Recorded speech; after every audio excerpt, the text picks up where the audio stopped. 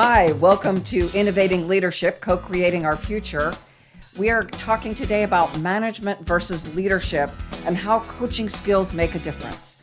I'm your host, Maureen Metcalf. I'm the founder and CEO of the Innovative Leadership Institute. We help elevate the quality of leadership globally and work with leaders to create a thriving future. I'm a regular contributor to Forbes and the lead author on an award-winning book series focusing on innovating how you lead and transforming your organization. I'm also a fellow with the International Leadership Association. Today's guest is Jonathan Reitz. I am delighted that he is joining us. He is a member of the World Business and Executive Coaching Summit, or presenter on the summit, and he'll tell you more about that. So today we're going to be talking about how coaching skills are not just for life coaches or executive coaches. They're part of every leader's secret weapon. Managers can become the leaders they need to be when they understand how to use coaching skills to put the development of their teams as a top priority and multiply their impact. If you want to move from managing your team to leading your teams, coaching skills are the key. Jonathan joins the show today to share how managers can move toward leading by learning some simple coaching behaviors. So Jonathan, thank you for joining us. Why don't we start with you telling us a little bit about yourself? Well, thanks, Maureen. I appreciate the opportunity to be here. I'm excited about this. This is really the culmination of the vast majority of my career, because in my days in the corporate world, I was a team leader if I'm honest with you, I was a team manager because I didn't understand some of those key distinctions. But then I crossed paths with a guy named Steve Martin, not that Steve Martin, but a guy named Steve Martin who, by doing some really simple things, transformed this group of individuals working on the same task into an actual team. And that got me started down the executive coaching road. Been at that about 25 years. I work for an organization that delivers coaching services and does some training of executive coaches. It's a company called CoachNet Flexify. And I've been excited to be a part of the World Business and Executive Coaches Summit for the last several years. They call that WBEX in the wider coaching world. And to bring this conversation about management versus leadership and the role that coaching plays in it into the core of the conversation. So excited to be here. Thanks for the opportunity. Thank you. So let's jump right in. Since I've been working, I think we've been talking about the distinction between management and leadership. And that distinction, I think, varies across schools of thinking and decades too. So can you give our listeners kind of level set for how you talk about the difference between management and leadership? I want to throw three things into the conversation along these lines that really separate managers from leaders. First of all, a leader carries a vision. There's some picture in a leader's mind about what the organization, what the context, what the team, what the results they generate will be like if the team is led successfully. I'm not convinced that managers provide vision. I still think vision drives a manager, but it doesn't necessarily originate with a manager in the same way that it does with a leader. So that's a critical distinction between manager and leader. Where is that vision? Okay, so that's point number one. Secondly, I think managers put people into positions where they can succeed. Leaders, however, develop you so that you succeed in multiple positions. So there's a talent development component. I actually think that's a critical term for a leader, talent development. Because someone that sees a vision for the team, for the organization, also takes some responsibility for molding the people that are a part of the engine that makes the organization successful. And a leader will truly invest in, draw out of, develop, shape the people that they're entrusted with to make the maximum impact in a particular organization or a particular situation. And then thirdly, the last one, in some ways, this is the most important distinction, is managers and leaders have a different relationship to results. A manager delivers the exact results that they're asked for. A leader has a voice in shaping the results that a team delivers as well. You may say, you know what, yes, people up the org chart are asking me for these particular results, but a leader will say, why is that enough? And what else, what other implications, what other pieces of a meaningful success can I and my team deliver on an ongoing basis? There's an organic component of, it's almost, Maureen, exceeding expectations that I think separates a leader from a manager. Where a manager is accountable for results, a leader shapes those results and then says, you know what?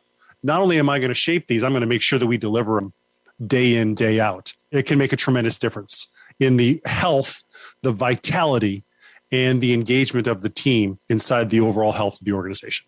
So this brings to mind a bunch of questions. The first being, many people have the title of manager or the title of leadership, and that binary distinction doesn't really summarize that at varying levels in the organization, I am both sometimes manager, sometimes leader. Mm-hmm. And at the lower level, I am more manager than leader. At the senior level, let us hope that I am more leader than manager. So can you talk about, if I am just starting my career, even supervisor, can I still demonstrate leadership qualities knowing that that's not yet my title? Well, let's take those three distinctions. First of all, what's the vision that the thing you are managing, supervising, is pursuing? And then what's your role in developing or shaping that vision? I think there's a lot of opportunities to, with some humility and with some generosity, for a brand new manager to say to the people up the org chart, hey, I would like to help shape where this team, where this project group is going. Now, the first time you ask that, is it going to be well received? Well, maybe, maybe not. That's one of those criteria, one of those components that varies pretty greatly from organization to organization. But there's no downside in asking for the opportunity to contribute. You know, and especially if you think about it like that, that's why I said with humility and with generosity, is you're offering to make a contribution if there's some openness for it. And I think that's one of the hard pieces, the hardest challenges for a young manager to realize, is that there's not always openness for your initial contributions. You may have to demonstrate your ability to hit marks, your ability to deliver on what you commit to over time. So that's the first thing I would say, is the vision for your work group or for your team. What role are you playing in shaping that? Secondly, there's a difference between holding people accountable and developing talent. And I think that's a tremendous challenge for a young manager.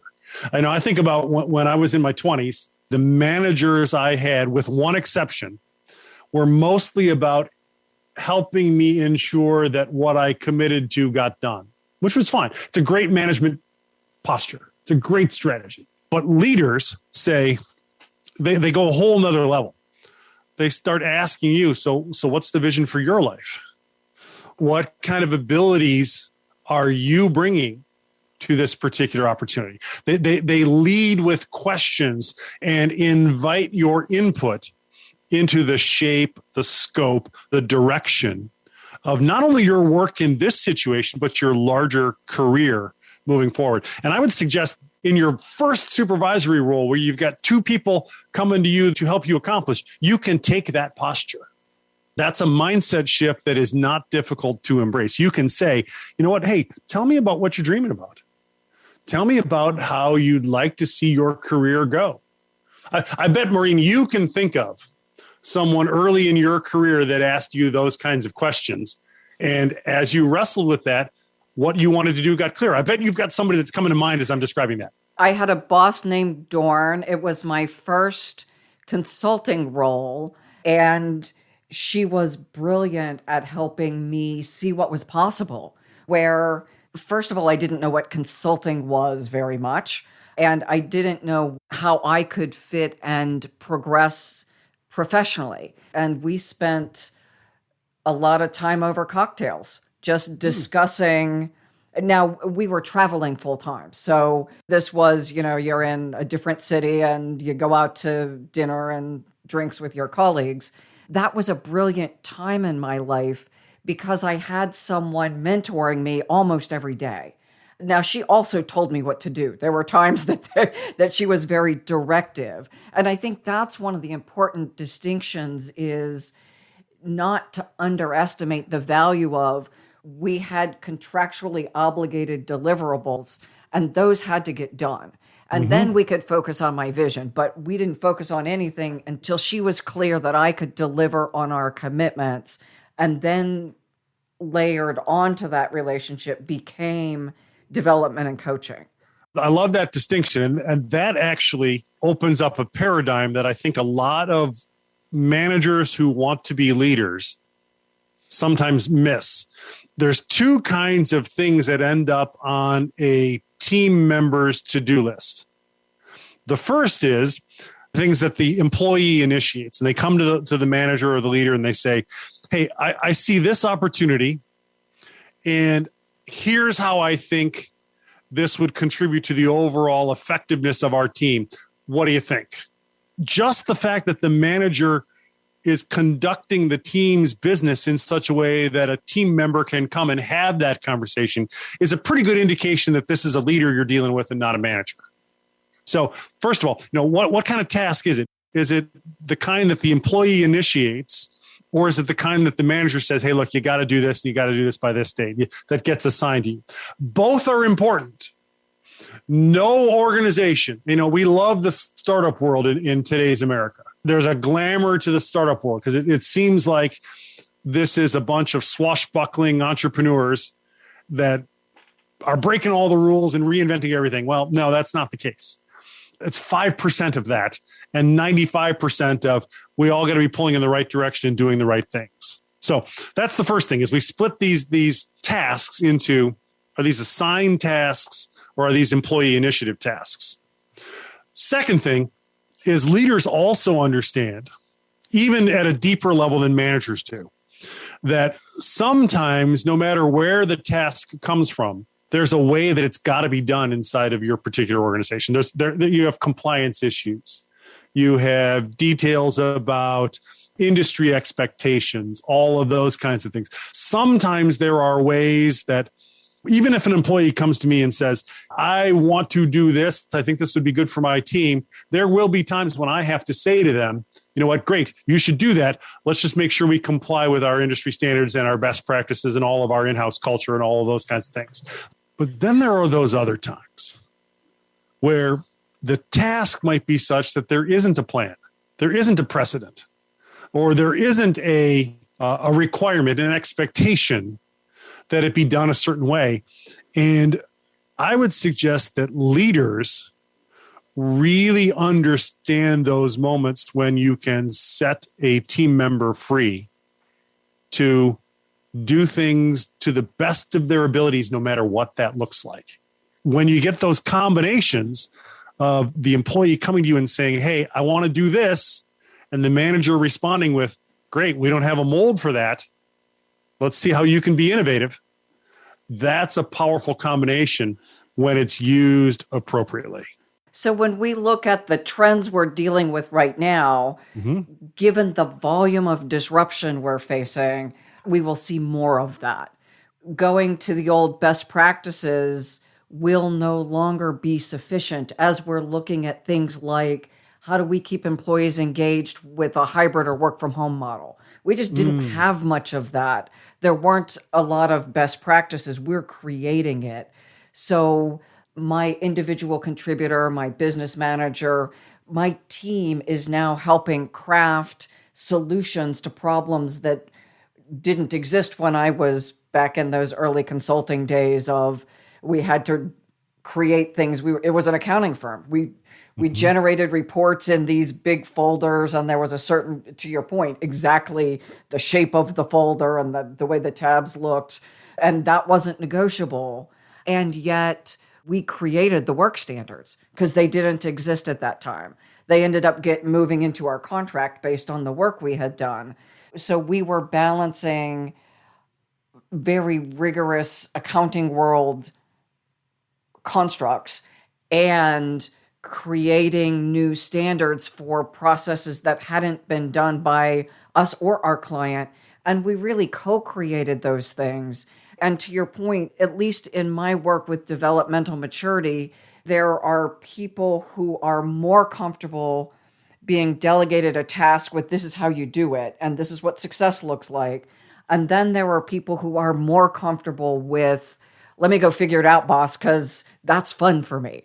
And people can move along that spectrum, but people tend to have a comfort zone with one or the other. I love that because that's a great illustration of the management leadership dichotomy. You're right. If you are leading a team, let's say I've got a department, I've got 12 people. I darn well better know who are the people in that group of 12 that would prefer I just tell them, hey, please do this, and here's your deadline. I also need to know who are the people in that group that would rather invent what it is they're doing. The old metaphor is build the plane while you fly it. There are some people who really thrive in that situation.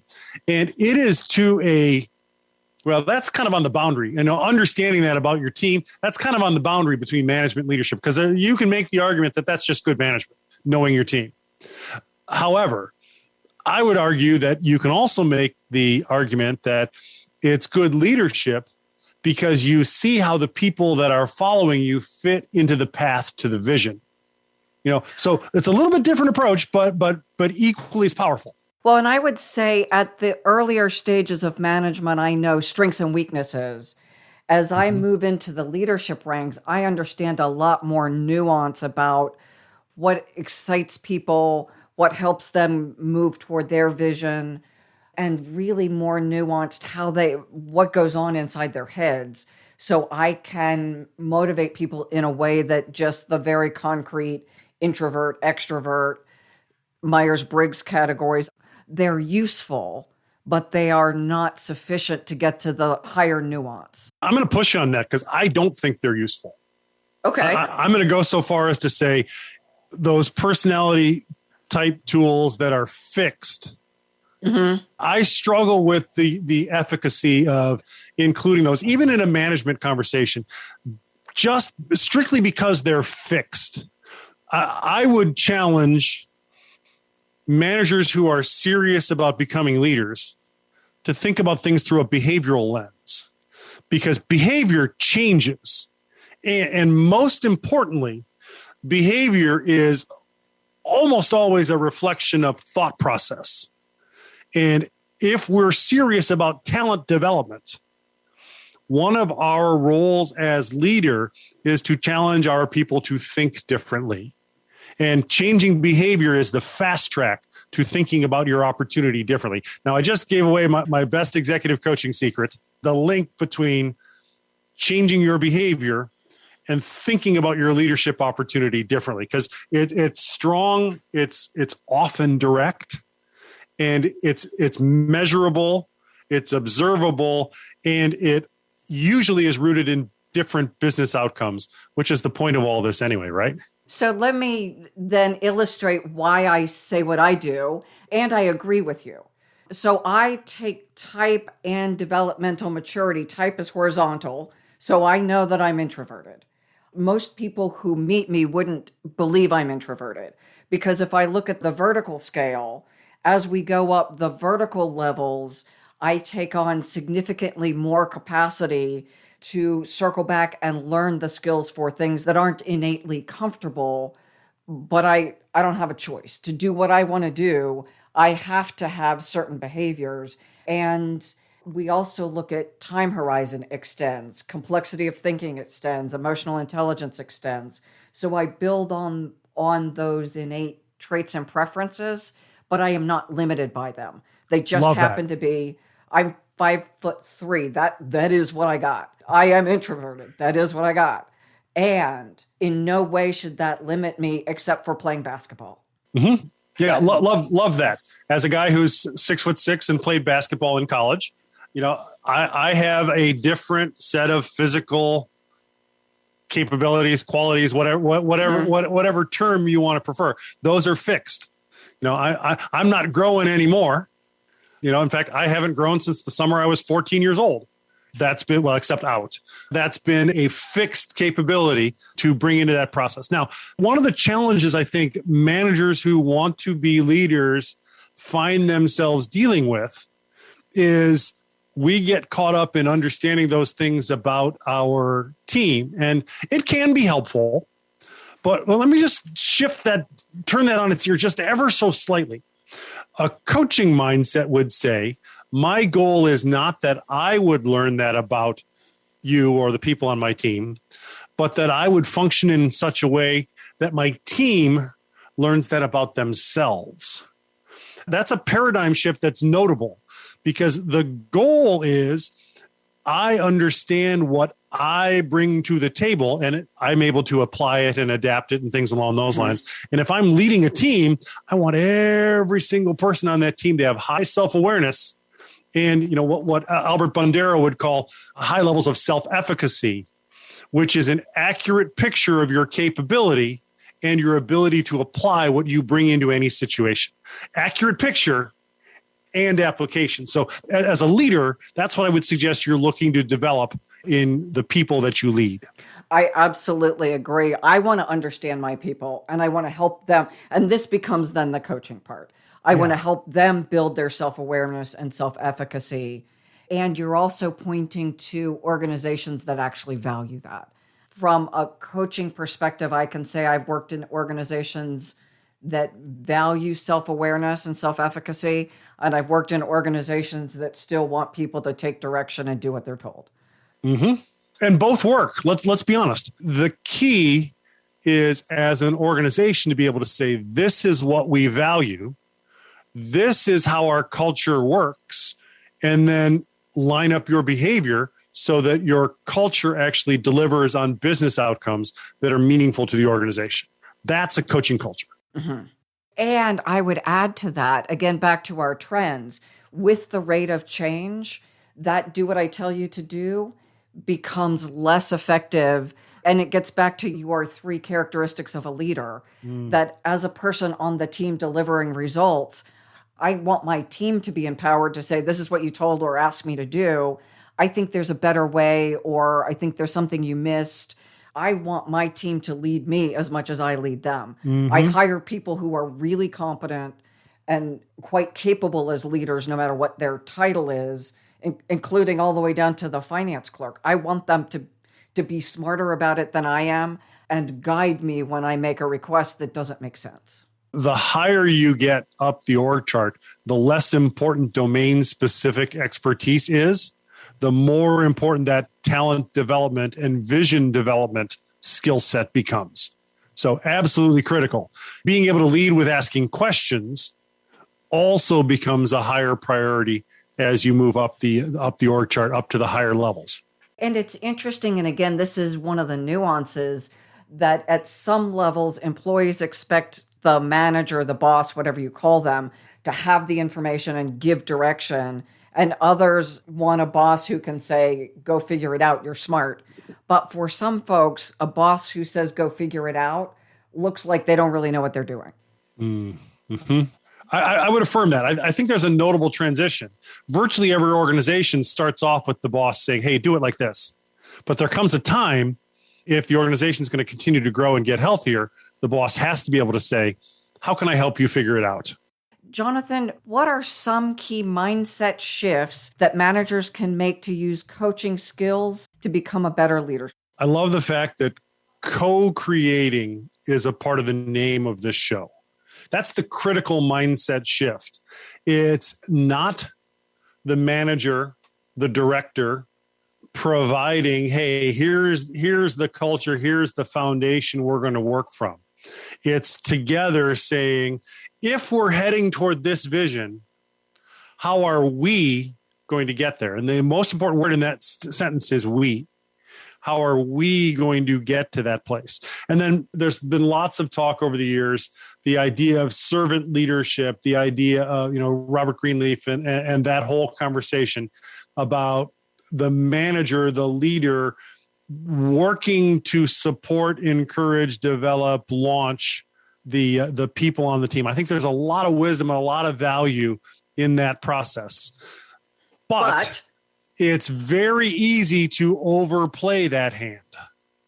And the coaching mentality, I would suggest, changes that, because a leader with a coaching mentality really breaks their time into three specific areas. Number one, it's self-management and how am I getting my own work done? How am I ensuring that the things that I give my word to, that I commit to, are actually the things that get priority and get accomplished? Number two is how am I casting a vision for where this team is going and moving forward? And then number three, how am I developing the people on the team so that my role is to cast vision and line people up to move forward on the team in a useful and meaningful way. And the team leader is not actually on the ground doing the day-to-day execution that drives the team from where they are today to where the vision is pointing them to be. It really is a question of developing, empowering, and then correcting as needed as the team members become more and more skilled, more and more able to deliver at a higher capacity and to make more good things happen through the course of the way the team functions. So that's a mindset shift.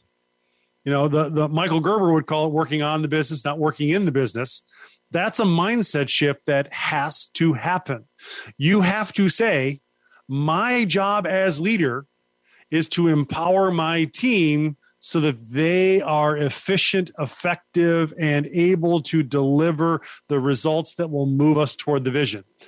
I supply the vision, begin to supply the vision at least. It's probably shaped by the team. But then I'm about helping them execute, not me being on the ground executing on a day in, day out basis as the primary component of the success of the team or the organization. So you hit the one point that I think is so critical and often lost in servant leadership. I don't work for my people. I work for the mission and the vision. Yes. That's really exceptionally well said. Thank you. Yeah. And I do see it get twisted by employees and by leaders and getting out of balance. And then the leaders getting twisted up in, I want to be a good servant leader. And if not balancing with vision as the priority and delivering results the company's paying us to deliver, then we end up calling ourselves alumni of the organization. Yeah, that's a very delicate way of describing the situation. There are a couple of stops on my resume I will lovingly refer to as those are the situations where they invited me to no longer participate. And it was because I took my eyes off the results that the vision was designed to accomplish for the organization. So I can't emphasize that enough. Leaders serve their people, but they work for the mission and or vision. That's a great distinction. Thank you for starting that conversation, because it's a delicate one for people who are militantly committed to servant leadership. And not that I'm opposed to it. I'm just very clear that we need to have the same definition and that distinction that I serve my people in service of accomplishing the mission. And it might be, what change do you want to make in the world? I love the whole benefits corporation movement, B Corp movement in the wider business world today, because yes, those companies are about meaningful business outcomes, but they're simultaneously about making the world a better place. And that's a really powerful combination. Now, let's say you're a leader in a B Corp. You can't serve your people exclusively, or else the other two outcomes that define what this thing actually is aren't going to happen. So you really do have to dance that dance where the change you want to see in the world. The entrepreneurial mindset would say, what problem are we here to solve? My company exists to equip managers with coaching skills so that leadership is more within reach. And we measure that. We literally measure that by how many managers did we get to help equip over the last 12 months. We have a rolling 12-month number that we think about. And we want that trend to be going up, not staying flat, not going down, because that's the mission. Now, as I'm developing the rest of the training team in our organization, I'm taking feedback from our students, and then we're listening to actual examples of what's happening here and saying, okay, let's evaluate this. Did this actually serve the mission that we're about? Most of the time, I'm excited to tell you that I have a great team. I'm very, very fortunate. They make me look way better than I actually am. Most of the time, we get to say, you know what? Yeah, that worked. That person is better equipped than they were before they started working with us. Every once in a while, we have to say, you know what? That's an opportunity we missed. And, sometimes it's the language we used didn't communicate what we were actually after. Sometimes it was we misread how bought in they were to the behavioral change they would have to make. It could be any number of different things. The challenge is exactly what we've been camping on for the last couple of minutes is how focused are we on the mission? How focused are we on the problem we want to solve? And does what we're doing actually solve that problem? And that goes back to your first premise of leader versus manager. As a leader, I set and focus on the vision. Yeah. Or I may focus on the vision that is given to me by the organization, but it is vision as a primary focus, and that guides everything I do. Even if the organization provides it for you, the leader still has to own it. Yeah. There's got to be something personal about that. Now, I'm the CEO of my organization, so ultimately it starts with me. Now, there have been a couple of times recently where someone on my team has said, hey, I see the vision, but I have questions. Great. That's a wonderful leadership opportunity because A, two heads are always better than one. B, you may discover something about your team that you can then serve to help them develop. And then C, there may be an opportunity that perhaps you didn't see. Just because my name's at the top of the org chart doesn't mean I see everything. I can tell you. Because I'm focused on my thing. I can't focus on everyone else's thing, nor should I. I have to be surrounded by people who are brilliant at their things. Absolutely. Absolutely. And I'm just going to talk to people who are listening to this right now. You are messing up. If you're not at least willing to listen to what your team says, you are missing an opportunity to make your business better. That statement gets to, at least when I was raised, so I'm older than probably many of our listeners, I grew up thinking the boss is supposed to know, have the answers, and tell people what to do. One of the big unlearnings as we talk about innovating how you lead, as leaders, we need to create the space that Jonathan's talked about where my team tells me what's the best way to do certain things. There are certain things I own, and I'm going to set the direction, and I'm going to be pretty clear about that. I'm open to input, but less. There are other things I'm 100% open to input on. I love that sliding scale that you just described. And, especially when we started thinking about generational theory, we're in the most complex workforce in the world's history right now. And it's going to get more complex. Absolutely it is. Absolutely it is. And, one of the trends that in your end of the year podcast at the end of 2020, you talked about is the accelerating pace of results. Complex workforce being demanded to deliver results at a faster and faster pace. You can't do this alone. You must coach outcomes, coach development, coach results, coach improvement out of your team because it's no longer humanly possible to do it by ourselves. We don't live in that world anymore. I think that is a brilliant point, that it is no longer possible on so many levels. One being, I can't know enough to have all the answers anymore. I must collaborate. It just is not humanly possible. Now, I hate admitting that. I'm a learner. I like reading. The internet's been wonderful for me because I'm interested in a lot of different things, and it's always at my fingertips. Heck, it's always on my phone, and my phone is usually in my hand. So there's an opportunity to fool ourselves into thinking we can do it all ourselves, and if we can't do it, we can learn it like in a weekend. It's not real. It is a much better leadership strategy, and that's that second point. That idea of talent development is to say that if we're really serious about delivering the outcomes that our organizations demand of us as leaders, we have to learn how to develop the talent in the people around us. I love how you circled back. Let's go then to practical skills that multiply the team's impact, which gets to your third point, that team leaders aren't doing the day-to-day execution, or they're doing less of it. Mm-hmm. We all still have many of us still have some execution roles, but I do much less than I used to. Okay. So what can I do to multiply my team? First and foremost is a question we've already touched on in a glancing way, and that is, how significant is the compliance responsibility in this particular task? Does my organization have a way that we do these kinds of things or not? And those best practices, predictable process outcomes are going to be becoming fewer and farther between. Technology is accelerating that change.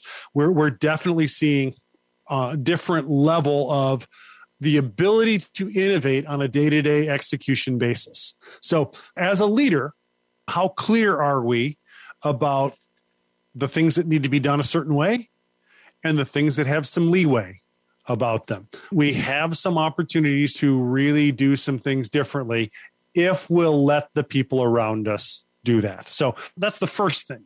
The second thing, and this is two sides of the same coin, and I'll give you a very practical framework to use to illustrate this. Number one is leaders in today's day and age ask more questions than they make statements. Now, the other side of that is if we're serious about applying a coaching mindset to what we're doing as we lead our organizations, we really can't coach the things that our people won't say. Let that sink in for a second. I want to let the listener camp with that for a second here.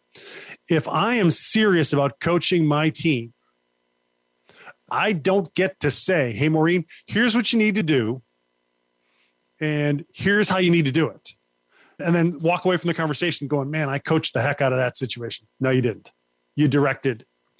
But if you're really serious about saying, look, I want to use coaching, ask the question, and focus on what it is that the team member puts on the table in front of you so that you are really, truly developing their abilities and empowering what it is they bring to the table. Now, that's a mindset shift that is pretty challenging for a lot of managers. So I want to suggest a sentence stem that helps. Okay. And coming out of consulting, where in some cases I was expected to be the expert.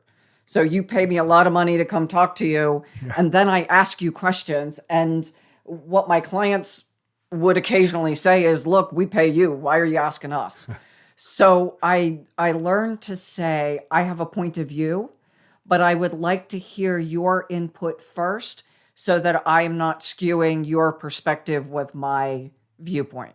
Love that. Love that. That's a heck of a coaching technique, to draw out of the client first. Now, the other side of that coin, and I say this to executive coaches that we train and leaders in organizations that we work with, is there's a 3-step lens to use to evaluate any input you offer as a coach or a consultant. When you're as a leader, when you're in that place where you're saying, look, it doesn't matter to me how you deliver on this thing we're talking about. You can do anything you think is appropriate to deliver on the results. This 3-step lens is really powerful. Number one, the client, the person being coached, whether it's a team member, whether it's an executive coaching client, whether it's a consulting client, the client gets to decide whether it was helpful. So I might throw something out to you, Maureen, and you go, yeah, that's really not helpful. Okay. I don't get to say, well, think about it like this. That doesn't support a coaching culture, a coaching mindset. So the client gets to decide if it's helpful. Number two, the client gets to decide what it means. Because no matter how plugged in you are to an organization, as a leader, as a coach, as a consultant, if you're working co-creatively, no matter how plugged in you are to that other person's view, they still know it better than you do. So they have to decide, well, you know what, I'm going to take this input that Maureen just gave me, and you know what, that'll fit into my view of this situation here, here, and here. Great. You as the leader have to function in such a way that you empower, you almost insist that the person you're working with does the work to figure out where it fits. And that's the self-efficacy part. Yeah. I need to take it in. Otherwise, it's just another form of a checklist that someone's given me. Yeah, my boss is telling me what to do. Man, I don't know why that guy's always riding me all the time. There's a very short distance from a lack of self-awareness and self-efficacy to, man, my boss is a jerk. It just is. But if you put that posture in place where you say, you know what, you got to tell me if it's helpful. And I won't be mad if you say, yeah, that's not helpful. And in light of that, my next responsibility to you is to say, let me help you figure out what this means, where this is going, and whether or not this is helpful. And then thirdly, and this is the hardest one. The third one always is the hardest one, at least in the pattern of stuff that we're talking about today. The client, the person being coached, has to decide what to do with that input. So if I say to my colleague, you know, Amy is on my team. If I say to Amy, hey, here's something I think you should do. And she says, oh yeah, that is helpful. That's a good idea. And I think that would matter here, here, and here. Great. I have to say, what are you going to do with that? Now it's a really small shift, but it's powerful for leaders compared to managers. So then here's the question. If I disguise the question with an edict, so here, what are you going to do with that? What if they don't come to the conclusion you're looking for? Well, do you then give the freedom? Do you ask another question? Because this is real world. I want people to come to the conclusion, but sometimes they don't. I would urge a manager to be self-effacing at that point and say something along the lines of, gotta be honest, that's not the response I was hoping for. One of my phrases is, it sounded brilliant in my head. It certainly, from your reaction, didn't come out that way. Yeah. You know, it's something like that. Another highly appropriate strategy is to say something along the lines of, okay, help me understand your thinking behind why that's the road you want to go forward. Because you are still the boss. Ultimately, the responsibility for outcomes is up to you. So naming that tension, I think, is critical. Yeah, I was just trying to get to the sticky bit of disguising, telling people what to do with questions. And when it doesn't work, telling people what to do. Yeah, well, the old saying, you know, fool me once, shame on you. Fool me twice, shame on me. That's a pretty good leadership maxim for this kind of situation. Trust, you know, rope with which to experiment. Leeway is earned. And the more you have an opportunity to extend a little bit more rope each time to your team, the better off you're going to be. Now, here's a simple, easy coaching framework any leader can use to develop coaching outcomes from their team. This is almost a silver bullet because I can number on the fingers of one hand the times when this framework has not worked. This is the best practical advice I've got for a leader that wants to coach. 5 questions. Ready? Here we go. When someone comes to you and says, hey, I got a challenge. Apply this framework. First question, what's working in the situation? Great. And be sure to listen. You don't get to tell them what's working. They have to tell you. Second question, you can guess what's not working, right? So, okay. So now we've done a good job of isolating what's going on at the moment. Third question, what are you learning? And this one is really important because it makes it personal. Only the individual engaged in the situation can answer that question. What are you learning? Fourth question, what needs to change? And leaders who are serious about developing their team keep their big yaps shut after asking that particular question.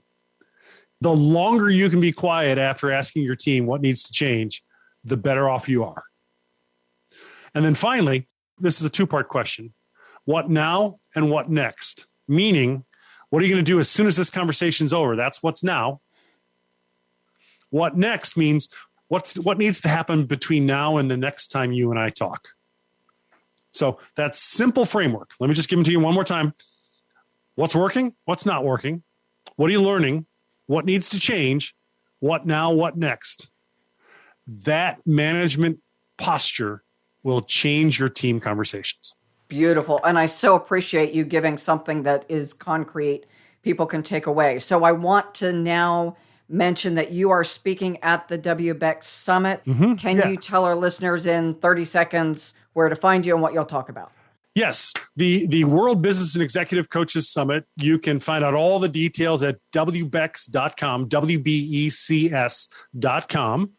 Global experts from every continent, all with the idea that coaching develops talent, and that's a critical piece of leadership. So, Jonathan, where would people find your book? What's your book name, and what are you going to talk about at the summit? You can find my book on Amazon or at my website at jonathanreitz.com. The book is called Coaching Hacks, Simple Strategies to Make Every Conversation More Effective. There's more of what we talked about today in the book. It's about 150 pages. It's designed as a field guide, not designed to sit down and read cover to cover, but to pick up and put down for practical application. Now, in the summit, I'm going to be beginning a brand new coaching engagement with a new leader and looking at the ways we can use assessments to make that engagement more effective. And Jonathan, last thing, spell your name so people know how to find you at jonathanreitz.com. That's a great question. Jonathan is Jonathan, and Reitz is Reitz. So jonathanreitz.com. Wonderful. Thank you so much, Jonathan, for sharing your wisdom. To our listeners, thank you for joining us. Please like us and share us on whatever podcast platform you listen to. And most of all, put some of the ideas that Jonathan shared into practice. Consider your mindsets, consider your behaviors, and consider the questions you're asking those people who work for you. And remember that leaders lead toward the vision. Thank you for joining us.